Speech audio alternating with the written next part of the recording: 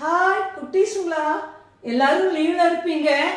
நம்ம இன்னைக்கு ஹிந்தியில இருக்கிற மெய்யெழுத்துக்கள்ல காவரிசை படிப்போமா? இதுங்க காவரிசை சொல்றேன். கா, கா, கா, க, கா.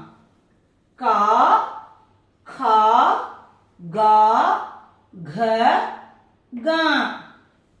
का से कमल, कलम, कनक, कबूतर, कटहल. खा, खा से खाना, खराब, खबर, खजूर, खजाना. गा, गा से गधा, गगन, गरीब, गणेश, गर्दन.